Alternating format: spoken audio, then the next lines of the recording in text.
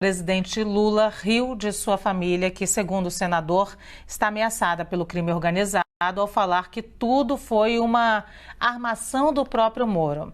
Na quarta-feira, a gente lembra, a Polícia Federal desarticulou um plano do primeiro comando da capital, PCC, sobre ataques contra autoridades, e isso incluía o ex-juiz da Operação Lava Jato.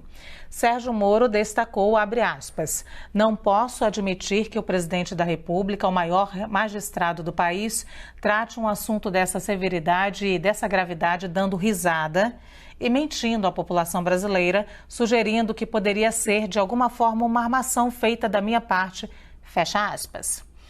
A contestação de Moro aconteceu após o presidente Lula ter falado que, abre aspas, se for mais uma armação, Sérgio Moro ficará mais desmascarado.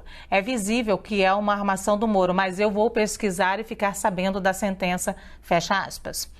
Moro rechaçou a ideia de que teria sido uma armação, destacando que foi informado sobre o plano do PCC pelo Ministério Público. Além disso, ele também ressaltou que não havia politizado uma fala de Lula um dia antes de que, quando esteve preso, gostaria de se vingar do ex-juiz. O senador classificou a fala como uma declaração infeliz. Ainda em outro momento, parlamentar observou que gostaria, no mínimo, de uma retratação por parte de Lula e que, se acontecer alguma coisa com a família dele, a responsabilidade seria do presidente da República. A gente continua falando sobre esse assunto no nosso painel, agora com os deputados federais Glauber Braga, do PSOL do Rio de Janeiro. Boa tarde, bem-vindo, deputado, mais uma vez. E Marco Feliciano, do PL de São Paulo. Boa tarde, bem-vindo também, deputado, mais uma vez. Vou começar com o deputado Marcos Feliciano. Em que termos, deputado, o senhor classifica as falas do presidente Lula com relação ao senador Sérgio Moro? Boa tarde, Luciana. Boa tarde ao debatedor Glauber Braga. Boa tarde a todo o Brasil. As falas do presidente são enviesadas, elas são de uma crueldade sem tamanho. Uma fala simplesmente bestial. É uma insanidade. É uma fala sem compaixão, uma fala distorcida que coloca em xeque não apenas todo o trabalho da nossa gloriosa Polícia Federal, como também abala o coração da família do senador Sérgio Moro, que está aí sob ameaças. Quando o presidente diz que há uma armação por parte de Moro, ele coloca em jogo também as falas do próprio ministro da Justiça, Flávio Dino, que foi ao Twitter se solidarizar junto ao senador Sérgio Moro e que também agradeceu e parabenizou a Polícia Federal pelo trabalho. Então, quando o presidente da República vem e diz uma palavra como essa que ele deu, embora todos nós saibamos que há entre os dois uma rixa e há mágoa no coração do presidente, o presidente, nesse momento, como estadista, tem que falar como estadista, não apenas como um ser humano normal, por assim dizer. Então, ao meu ver, ele extrapolou em suas falas, ele, ao falar sobre armação, parece que ele dá legalidade ao próprio crime organizado para que continue os seus pensamentos. E isso é inadmissível numa pátria democrática, principalmente a democracia que prega o nosso presidente. Deputado Glauber Braga, como é que o senhor avalia essa fala do presidente Lula em relação ao senador Sérgio Moro? Boa tarde, Luciana. Boa tarde a todos que estão acompanhando essa transmissão. A primeira pergunta que eu acho que a gente tem que fazer é a seguinte: Lula utilizou o aparato institucional à sua disposição, incluindo a Polícia Federal, para perseguir Sérgio Moro? Não, ele não fez isso. Diferente do próprio Moro, que utilizou o seu aparato institucional, ainda como juiz da Lava Jato, para perseguir um inimigo político e para depois receber uma recompensa se tornando ministro da Justiça daquele que foi o candidato vencedor. Ao contrário, as estruturas que estavam à disposição do Palácio do Planalto foram colocadas à disposição para proteger o senhor Sérgio Moro. Moro é um mau caráter. Moro é capaz de todo tipo de armação. Mas quando você vai definir aquilo que se coloca à sua disposição, se há uma dúvida ou um indício de um risco à sua vida, não passa pela avaliação do caráter do sujeito. Passa pelo risco ou pela avaliação da existência do risco, mesmo que exista algum tipo de dúvida em relação a ele. E a pergunta que eu faço, e essa, na minha avaliação, é a mais importante a ser respondida nesse momento, faltou por parte do Ministério da Justiça e do governo Lula o apoio institucional para que houvesse a proteção disponibilizada para o próprio Sérgio Moro a partir do momento em que surgiu a expectativa de algum indício? Não. Isso foi colocado à disposição do ex-juiz, independentemente dele não merecer nenhuma confiança, porque não merece. Antes da fala do presidente Lula, o deputado Marco Feliciano, a gente não tinha acesso ainda ao processo. Pouco depois da fala, a CNN teve acesso ao processo que pediu a prisão dos suspeitos que estavam envolvidos no plano do PCC contra servidores e autoridades, incluindo o senador Sérgio Moro. E nesse processo estão anexados prints de trocas de mensagens sobre o plano. Um deles mostra, inclusive, apelidos que seriam usados para se referir ao plano. E um desses apelidos foi usado especificamente para se referir a Sérgio Moro. Diante de todas essas provas, o senhor acha que o presidente Lula deveria voltar e se retratar? Se houvesse um pouco de humanidade no nosso presidente, logicamente, ele deveria, com muita humildade, vir a público, olhar para Sérgio Moro, para sua esposa, para o promotor Lincoln e dizer a eles que ele errou. Humanamente falando, todo ser humano erra. Agora, o que não dá para entender é um presidente da República, na liturgia do seu cargo, com toda a autoridade que lhe é conferida, no momento de extrema delicadeza, porque envolve morte, há um plano de assassinato. Ele chamar de armação isso. Compreendo a fala do meu companheiro, Glauber, mas eu creio que ele não respondeu a pergunta, como a senhora havia perguntado, sobre o que ele achava da fala do presidente Lula. Possa ser que o Sérgio Moro errou, como diz o STF, por isso o Lula foi solto, embora nós tenhamos outro pensamento, de que todo o sistema trabalhou para que isso acontecesse, mas isso não é a pauta aqui do momento. O momento que nós falamos aqui é sobre a palavra armação, vinda do presidente da República.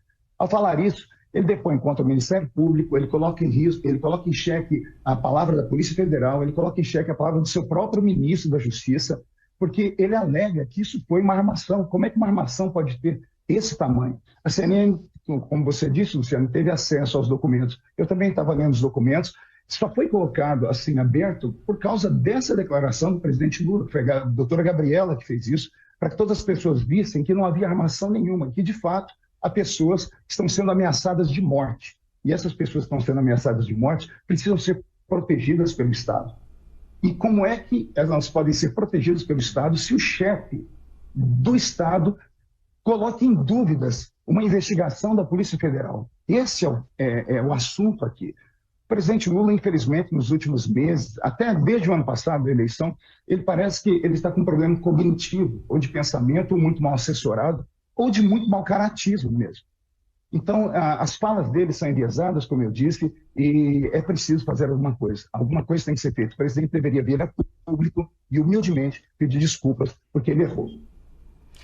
Vou entrar nessa mesma seara, deputado Marco Feliciano, mas agora com o deputado Glauber Braga, que é o seguinte: os auxiliares diretos do presidente Lula querem que ele pare de falar sobre o senador Sérgio Moro, para evitar novos comentários públicos e referências ao ex-juiz da Lava Jato. Isso aqui é a clara apuração aqui dos nossos analistas. A avaliação de interlocutores: Lula tem mais a perder do que ganhar com essa decisão, com essa discussão.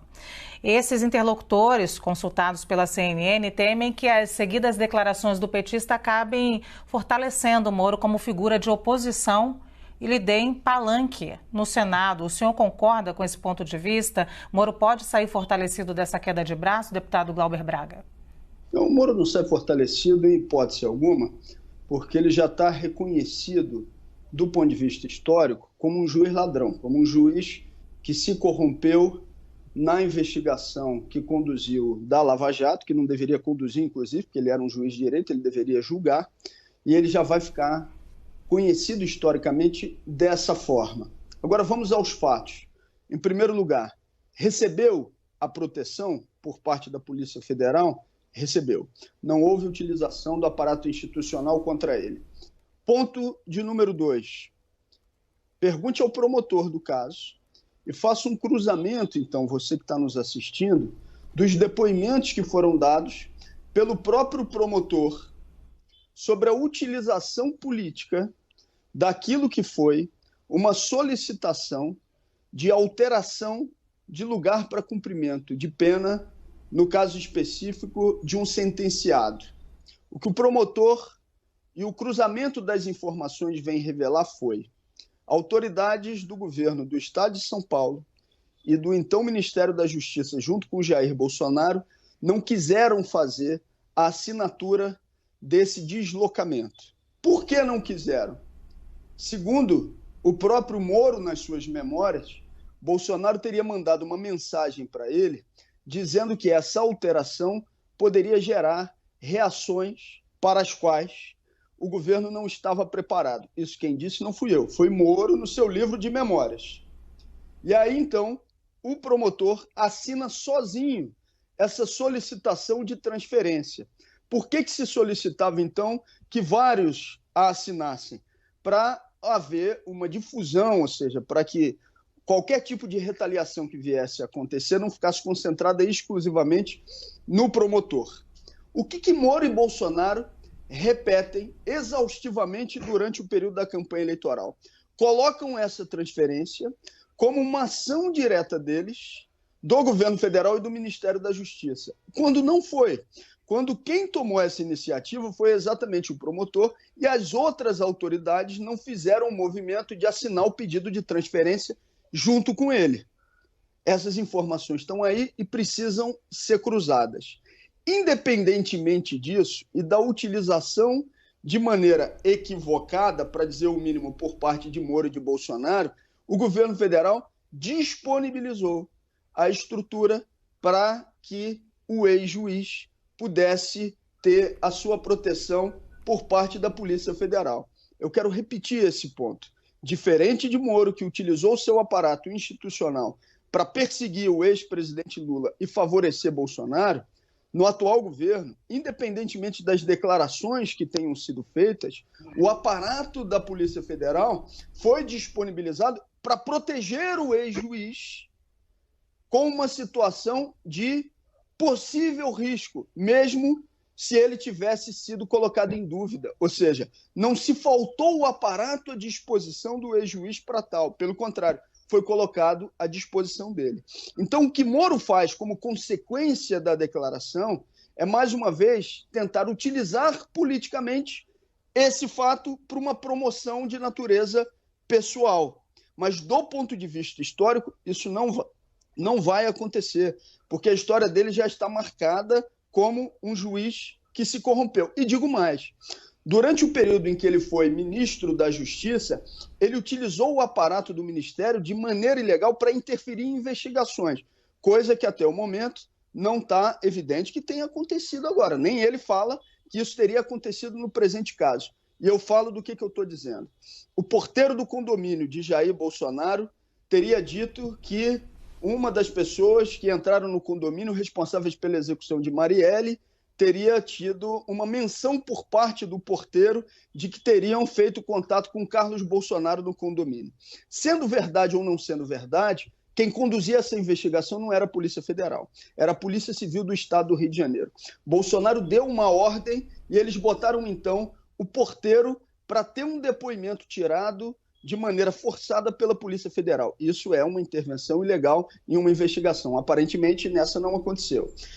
Mas o senhor Jair Bolsonaro solicitou e o senhor Sérgio Moro cumpriu o que ele pediu, que fizesse um depoimento forçado também de uma investigação que estava sendo conduzida no estado do Rio de Janeiro com um executor de Marielle que estava num presídio do Rio Grande do Norte. Moro foi e atendeu essa solicitação ilegal e fez, então, com que esse depoimento fosse colhido. O que eu estou querendo mostrar com isso? Que, em primeiro lugar, há uma diferença. Agora, há o atendimento às solicitações que são realizadas, mesmo avaliando o mau caráter que é a representação do senhor Sérgio Moro. E ele deveria reconhecer isso, e não o contrário, não tentar se utilizar politicamente disso. Diferente dele, que quando teve qualquer aparato institucional à sua disposição, utilizou de todo tipo de ilegalidade e perseguição. Não dá para comparar o que foi a atuação do ex-juiz com a atuação atual daqueles que, inclusive, estão utilizando as estruturas que estão à disposição para cumprir aquilo que foi a ordem judicial ou a solicitação de proteção.